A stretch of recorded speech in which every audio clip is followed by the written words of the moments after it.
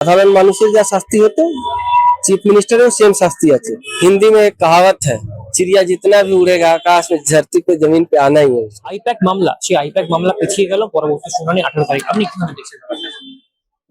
I-PAC যেটা পিছিয়ে গেল, আইনের অত প্রেসার আছে, আইপ্যাক পিছিয়ে গেল সেটা ব্যাপার না। আজ বা কাল বা পরশু যেদিনই মামলা শুনানি হবে, অর্ডার দেখবেন আমাদের স্টেটের এগেনস্টেই আসবে। যারাই স্টেটের এর সঙ্গে জড়িত ছিল তারা শাস্তি পাবে পাবে পাবে। যেরকমটা বলা হচ্ছে, মমতা বন্দ্যোপাধ্যায় যেভাবে তিনি ফাইল নিয়ে বেরিয়ে এলেন, সাধারণ মানুষ হলে তার কি শাস্তি হতে পারতো? দেখুন, সাধারণ মানুষের যা শাস্তি হতো চিফ মিনিস্টারেও সেম শাস্তি আছে। আইনের চোখে কেউ আলাদা নয়। এটা হতে পারে কি দেরি হচ্ছে, কেন কি ক্ষমতা যাদের কাছে আছে তারা একটু শাস্তি পেতে তাদের দেরি হয়, কিন্তু পাবে শাস্তি। একেবারে ইডির তরফ থেকে অভিযোগ করা হচ্ছে যে সরকারি কাজে বাধা দান করা হয়েছে, এইরকম মানে অভিযোগ থাকলে কি শাস্তি হতে পারে সাধারণত দেখেন, উনি যা করেছে ভুল, যারাই ডিজি বা তাদের তো সাসপেন্ড হওয়ার কথা ছিল, ঠিক আছে, কোনো কারণে পিছিয়েছে মামলা। সুপ্রিম কোর্ট মহামনে যারা বসে রয়েছেন উপরে তারা কিন্তু দেখছেন ম্যাটারগুলো। এটা আজ না কাল যারাই হবে, ঠিক আছে, চিফ মিনিস্টার মিনিমাম দেখবেন এগুলো পানিশমেন্ট, মিনিমাম যা উনি করেছেন 7 ইয়ার্স পানিশমেন্ট আছে, সেটা হবে। এই অপরাধের শাস্তি কি হতে পারে? জেল, আর কি, এর কোনো শাস্তি, জেল ছাড়া আর কোনো অন্য শাস্তি নেই। আপনিও হলে জেল হতো, আমাদের চিফ মিনিস্টার হলেও হলে জেল হবে, আর ডিজি হলেও জেল হবে, রাজীব কুমার হলেও জেল হবে, সবের জেল হবে। আজ হচ্ছে না, কাল হবে। আপনি ডিজি রাজীব কুমারের কথা বললেন। রাজীব কুমার, খবর পাওয়া আসছে যে রাজীব কুমার একেবারে দেশ ছেড়ে ইথিওপিয়ায় চলে গেছেন। যে কোনো জায়গায় চলে যান, আসতে হবে।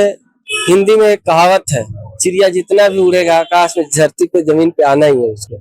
তো উনি যখন যেখানেই যাক না কেন, ঠিক আছে, সরকার চাইলে ওনাকে টেনে নিয়ে আসে। মমতা বন্দ্যোপাধ্যায় তো বলেছিলেন যে ইডির অফিসাররা তাকে একেবারে পারমিশন দিয়েছেন ফাইল নিয়ে আসার জন্য, ফোন নিয়ে আসার জন্য, না, হলফনামায় জানিয়েছেন। সেটা হলফনামায় জানিয়েছেন, কিন্তু ইডি অফিসাররা কি বলছে নিজের হলফনামা সেটা দেখুন। উনি কি বলছে সেটা দেখে লাভ কি আছে? ইডি অফিসাররা কি বলছে, মামলা কিসের জন্য করেছে ইডি অফিসাররা জানেন কি আপনি? মামলা যে ওরা করেছে এনাদের শাস্তির জন্য মামলা করেছে, সিবিআই তদন্ত চেয়ে। তো সেটা দেখুন, তাহলে ওরা কেন চাইলো? তদন্তে বাধা দান বলছে ইডি। হ্যাঁ, এই তো সুপ্রিম কোর্ট আজকেই বলে দিয়েছে। আজকে যে এসআইআর যে কালকে যে অর্ডার হলো, তার মধ্যে সুপ্রিম কোর্ট কি বললো, কি এই যে ইলেকশন কমিশন বা যে কোনো সরকারি যারা ইনভেস্টিগেশন অফিস আছে বা যে কোনো সরকারি অফিস আছে, তাকে কিন্তু স্টেট কোনো রকম বাধা দিতে পারে না। এটা আমাদের কনস্টিটিউশনালে ধরে নিন যে অস্তম্ভ আছে, সেইটা আঘাত পাবে যদি উনি বাধা দিচ্ছে। মমতা বন্দ্যোপাধ্যায় বলছিলেন যে একেবারে বিজেপির কাছে তৃণমূলের ফাইল নিয়ে চলে যাচ্ছে ইডি। উনি একটা পলিটিক্যাল লোক, উনি কি বলছেন এটা দিয়ে মাথা লাগাচ্ছেন কেন? উনি এটার এগেনস্টে তো কোর্টে যেতে পারতেন।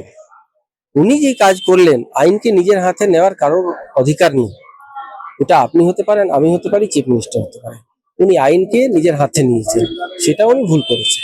আজকে একেবারে কয়লা মামলায় দুজনকে গ্রেপ্তার করা হলো ইডির তরফ থেকে, অপরদিকে রাজীব কুমারের অন্তর্ধান, এটা কিভাবে দেখছেন? কয়লা মামলা আরো অনেকে গ্রেফতার হবে, দুজনকে কেন, এখন দেখবেন লাস্টে যারা মাথা আছে তারাও গ্রেফতার হবে। আপনি শুধু ওয়েট করুন, পেশেন্স। 18 তারিখ কোন শুনানি? এই আইপ্যাকের শুনানি 18 তারিখে যদি হয়, তাহলে আলটিমেট দেখবেন এই যে দুজন আমাদের যে সরকারি আমলারা আছেন তারা কিন্তু সাসপেন্ড হবেন, ঠিক আছে, বা তাদের অনেক যে পেনশন বা যে বেনিফিটস গুলো আছে তাদের হোল্ড করে নিতে পারে। আর এটা সরকারও দেখবেন হয়তো ইমিডিয়েট যদি সুপ্রিম কোর্টে যদি কোনো অর্ডার এরকম যদি চলে আসে, তাহলে এই সরকার কিন্তু একটু ডেঞ্জারে চলে আসবে।